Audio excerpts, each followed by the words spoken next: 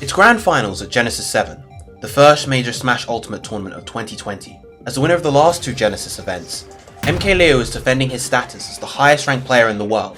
His record for the 6 months before this event was spotless, never falling short of first place in consecutive tournaments. Mars, his opponent, is a constant thorn in his side, frequently taking sets from him and, 6 months before, double eliminating him from a large tournament in Mexico. Despite their phenomenal records, even the best players in the world can make a rookie mistake.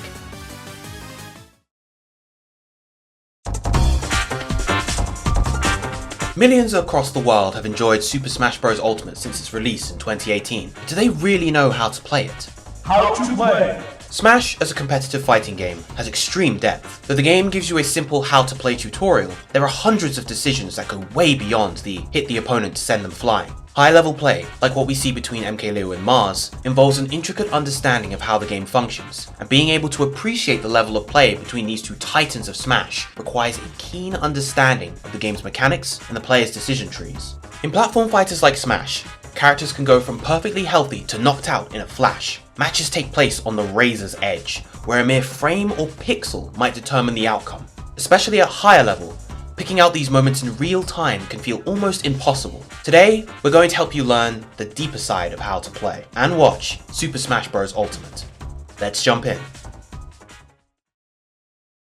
The game starts with an explosive first stock taken by Mars in a ridiculous sequence that starts here. Notice Leo is at 0%. See if you can spot the main mistake MkLeo makes in this sequence. Can I get some space? That's what Mars is looking for. Finally gets himself some hits here. Well, probably gonna have a, oh my God! We're gonna have a volatile match here, folks. I'm telling you, bro, explosion. Did you catch it? Let's rewind. First, Leo gets his jump caught by a Zero Suit Samus up smash. That's not the mistake though, yet. That was a read. Mars predicted that Leo would pick the relatively safest defensive option available to him, jumping out of shield. Whereas staying in shield, rolling, or spot dodging can be punished accordingly. Mars had to commit early if he wanted to catch Leo jumping back. This time, he was rewarded for it handsomely. The next two hits, forward air and forward tilt, are both guaranteed. No mistakes here either. But here, as Leo drifts in after getting hit with forward tilt, Leo makes one of the most common mistakes in all of Smash Bros. It looks like he did virtually nothing, but that's exactly what made it a mistake. In his desperation to get back to stage without grabbing ledge or risking his double jump, Leo simply held in and did nothing. That allowed Mars to take advantage of the platform, perform a run off neutral air and combo it into Zero Suit's flip kick for the stock. The lesson here? Don't be afraid to go to the ledge. By holding out, Leo could have ensured that Mars wouldn't have had a guaranteed follow-up after the forward tilt. Mars still would have been in an excellent position, but Leo wouldn't have lost his first stock. Let's jump to the second stock of the game. Now, super close to Arsene. You know, the tides could be turning. Oh, here we go. Wait. Here we go. Okay. Damn! Now, I'm glad he pulled the trigger on that boost kick. Shades of Smash forward. Leo lands a neutral air on Mars and proceeds to be utterly destroyed for doing so. Smash Ultimate has a number of moves that leave the user vulnerable, even if they connect at low percents, like Donkey Kong's up tilt or Dr. Mario's up smash. But Joker neutral air is not one of those moves, no. Instead, Leo's mistake was here. The overcommitment here wasn't that Leo chose to attack, like you might expect, but that he chose to dash, allowing Mars the opportunity to sneak in that first up air of his perfectly executed ladder combo. We may be able to perform tilts out of dashes for the first time in Smash history in Ultimate, but that doesn't make dashing safe. Compared to landing and shielding in this instance, it's a huge commitment. Dashing is such an integral part of Smash Ultimate's movement that it's easy to forget how much of a commitment it can be. When you begin a dash, you're incapable of putting up your shield for 15 frames, a full quarter second, giving your opponent an opportunity to score a hit. Had Leo chosen to shield after landing instead of dashing into shield, he would have closed that window of opportunity and denied Mars his up air ladder combo. The lesson? Dash forward at your own peril. Let's now move to the closing moment of Game 1. We got Arsene back in the build. Turn it up. He's back in the building. That he is. But will he be the difference maker? Not on this exchange. Not every game in Smash Ultimate has an explosive, awe-inspiring ending. Many, like this one, end in a mad scramble of spaced aerials and rushed retreats. Both players keep landing with super safe aerials, with neither player having a clean punish out of shield option to beat the opponent's landing back airs. Exchanges like this can be one of the biggest barriers to understanding competitive Smash.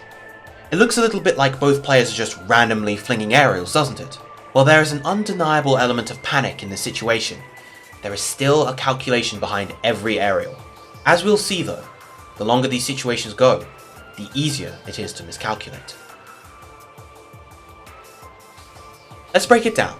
First, Mars hits Leo's shield with a back air, then waits a beat on the ground, and then throws out another back air just above where Leo was before he dashed away. Why? Mars knocks on Leo's shield, hoping to bait out an anxious out of shield option from Joker. In another timeline, Leo believes Mars' move to be punishable, so he chooses to up smash or back air. But even Joker's enormous back air would trade, and lose, to a patient Zero Suit.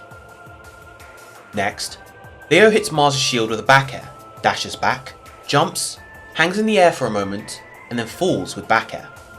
Both players are desperate for their opponent to panic first. After hitting Mars' shield with a safe move, Leo puts some distance between them, hoping Mars makes an incorrect prediction. From this position, Leo can react to many of the grounded and aerial options Zero Suit has. When Mars chooses not to make a move, Leo falls with back air to ensure his landing doesn't get punished. Afterwards, Mars whiffs an up smash, seemingly aimed at nothing. Mars recognizes that Leo has to pick some sort of escape option after whiffing an aerial directly in front of him. He chooses up smash, which seems arbitrary, but there's a strong rationale here. The retreating options available to Leo while he's in shield, roll away, dash back, jump back, and spot dodge, all take too long to punish Zero Suit's quick up smash, while most aggressive options, drop shield and dash or jump in, get hit, ending the game. After that, Leo whiffs a back air half the stage away from Mars. This may look like the strangest choice yet in this exchange, but earlier in the stock, he successfully used back air to catch Mars trying to flip kick back to center stage. Like before, Leo is relying on the fact that Joker back air isn't especially punishable at this distance, and it doubles as a threat to Mars. Leo is assuring him that he can't use flip jump as a get out of jail free card. Finally though, this is the overextension Mars is looking for.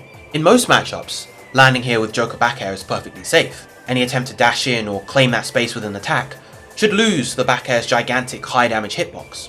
Zero Suit's whip, however, is one of the few tools that can poke in there to make the landing unsafe, and that's exactly what happens here.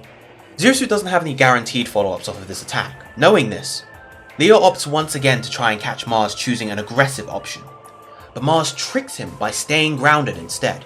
Leo uses his double jump by going for the back air, and it leaves him with no time to retreat to the platform, allowing Mars to cover every landing option with side special. You see Zero Suit and Joker players use back air often because they're not only great offensive moves, but they're also great for defensive coverage and space control. Mars won here because he recognized what spaces Leo was trying to cover with his aerials, and by remaining patient, he was able to forge an opening to win the game. The lesson? Don't mash mindlessly, mash with purpose.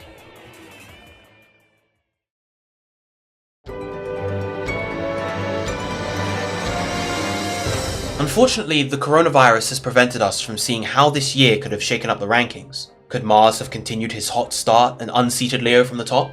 Could somebody like Samsora or Tweak, who have won events over Leo and looked like the best player in the world at times, have made the leap? Or maybe a rising star like Cola would have taken the Smash world by storm. Regardless, when in-person tournaments return, the competition for number one will be fierce. Whether you're just somebody who likes to watch the action, or one of the thousands out there shooting for the glory on the battlefield, it's time to start studying now, because in Smash, one mistake can cost you everything.